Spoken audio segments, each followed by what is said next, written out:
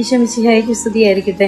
ഈശോയുടെ ദാഹം തീർക്കാനേ, ഈശോയുടെ സ്നേഹം നമ്മൾ ആസ്വദിക്കണമെന്നാണ് ഈശോ ആഗ്രഹിക്കുന്നത്. കുരിശിൽ പിടഞ്ഞ ഈശോ മരിച്ച് ഉദ്ധാനം ചെയ്തെങ്കിൽ പോലും ഇപ്പോഴും കുരിശിൽ കിടന്ന് പിടയുന്ന അനുഭവമാണ് ഇപ്പോഴും ഈശോയുടെ ഹൃദയത്തിൽ ഈശോ അനുഭവിക്കുന്നത്. കാരണം നമ്മളെ ദൈവത്തിന്റെ ഛായയിൽ സൃഷ്ടിച്ചിട്ട് നമ്മൾ ആരും ഈശോയുടെ സ്നേഹം അനുഭവിക്കാൻ കൂട്ടാക്കുന്നില്ല. നമ്മളിങ്ങനെ പല കാര്യങ്ങളിൽ വ്യാപൃതരാണ്. ഈശോയുടെ അടുത്തിരുന്ന് ഈശോയുടെ സ്നേഹം ആസ്വദിക്കുന്നത്. കാരണം ശിഷ്യന്മാരെ തിരഞ്ഞെടുത്തപ്പോൾ പോലും ഈശോ പറയുന്നുണ്ടല്ലോ, എൻ്റെ കൂടെ ആയിരിക്കാനും പിശാചുക്കളെ ബഹിഷ്കരിക്കാനും രോഗികളെ സുഖപ്പെടുത്താനും വചനം പ്രഘോഷിക്കാനും അങ്ങനെ 4 കാര്യങ്ങൾക്ക് വേണ്ടിയാണ് ശിഷ്യന്മാരെ തിരഞ്ഞെടുത്ത്.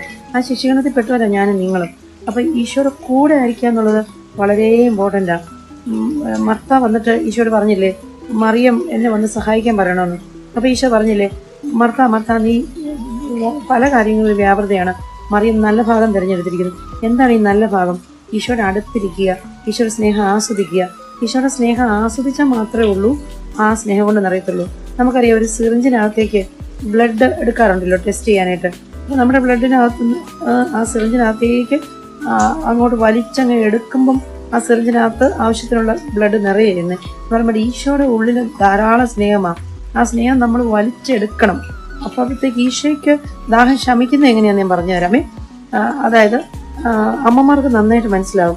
ഞാൻ എൻ്റെ ഇളയ മോനെ പ്രസവിച്ച് കഴിഞ്ഞ് 12ാമത്തെ ദിവസം മുതൽ എനിക്ക് ജോലിക്ക് പോകണമായിരുന്നേ.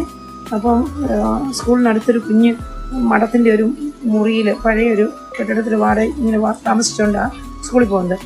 അപ്പോൾ കുഞ്ഞിനെ പാലൂട്ടിയില്ലെങ്കിൽ അമ്മമാരുടെ മാറിൽ വെങ്ങുന്ന വേദനയാണ്. അപ്പോൾ സ്കൂളിൽ പഠിപ്പിച്ചുകൊണ്ടിരിക്കുമ്പോൾ ആ വേദന ഞാൻ അനുഭവിച്ചുകൊണ്ട് അത് പഠിപ്പിച്ചിട്ട് ഉച്ചയാകാൻ നോക്കി നിൽക്കും. ഉച്ചയ്ക്കത്തെ ബ്രേക്ക് കിട്ടുമ്പോൾ ഓടിപ്പോയി കുഞ്ഞിന് പാൽ കൊടുക്കുകയും, അപ്പോൾ എൻ്റെ മാറിലെ വേദന കുഞ്ഞ് ആ പാലൊന്ന് ഊറ്റി കുടിക്കുമ്പോഴാണ് എനിക്കത് കുറയുന്നത്. കുഞ്ഞിൻ്റെ വയറ് നിറയുകയും ചെയ്യും. ഇതുപോലെ ദൈവത്തിൻ്റെ ഉള്ളിൽ എൻ്റെ മക്കൾ എൻ്റെ അടുത്തേക്കൊന്ന് വന്നിരുന്നെങ്കിൽ അരക്കച്ച അരയോടൊട്ടിയിരിക്കും പോലെ, ജെറമ്യാ പ്രവാചന പുസ്തകത്തിൽ പറയുന്നുണ്ടല്ലോ, അരക്കച്ച അരയോടൊട്ടിയിരിക്കും പോലെ നമ്മൾ ദൈവത്തോട് ഒട്ടിയിരിക്കണമെന്ന് ദൈവം ആഗ്രഹിക്കുക. ആ ഒട്ടിയിരുന്ന ദൈവത്തിൻ്റെ സ്നേഹം, ആ സ്നേഹത്തിൻ്റെ മാധുരിമ നമ്മൾ ആസ്വദിക്കണം. ദൈവം എന്തൊക്കെയാണ് വിചാരിക്കുന്നതെന്നും ദൈവത്തിൻ്റെ പ്ലാനും പദ്ധതി എന്താണെന്നും ഒക്കെ അപ്പം ദൈവം നമുക്ക് പറഞ്ഞു തരും. ഈശോ മിശിഹായ്ക്ക് സ്തുതിയായിരിക്കട്ടെ.